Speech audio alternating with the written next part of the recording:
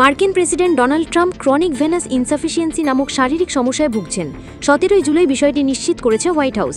Press secretary Caroline Leavitt জানান, সাম্প্রতিক পাফোলা দেখা দেওয়ায় প্রেসিডেন্টের পূর্ণাঙ্গ শারীরিক পরীক্ষা ও ধমনী শিরা টেস্ট হয়, তাতেই এই রোগ ধরা পড়ে। এই অবস্থায় পায়ের শিরাগুলো রক্তকে ঠিকমতো হৃৎপিণ্ডের দিকে ঠেলে দিতে না পারায় রক্ত জমে পা ফুলে থাকে। 79 বছর বয়সী ট্রাম্পকে নিউ জার্সিতে ফিফা ক্লাব বিশ্বকাপ ফাইনালে ফোলা পা টেনে হাঁটতে দেখা গেলে স্বাস্থ্য আলোচনা জোরবাগে। এছাড়া বাহরাইনের প্রধানমন্ত্রীর সঙ্গে সাক্ষাতে ও ফেব্রুয়ারিতে ইমানুয়েল ম্যাক্রনের সঙ্গে বৈঠকে তার ডান হাতে আঘাতের দাগও স্পষ্ট ছিল।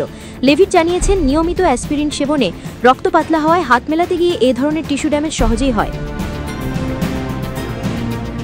ওয়েক ফরেস্ট বিশ্ববিদ্যালয় ভাস্কুলার সার্জারি প্রধান ডক্টর ম্যাথু এডওয়ার্ডস বলেন, বয়স বাড়ার সঙ্গে সঙ্গে আমাদের রক্তনালীগুলো দুর্বল হয়। অ্যাসপিরিন গ্রহণ করলে ক্ষত আরও সহজেই হতে পারে।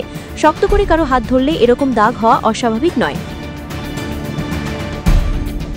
হোয়াইট হাউসের চিকিৎসক ডক্টর শন বারবাবেলা রয় বলেন, প্রেসিডেন্টের দেহে চিরস্থায়ী শিরা অসামর্থ্য ধরা পড়েছে, তবে সেটি সাধারণ ও নিরীহ একটি সমস্যা।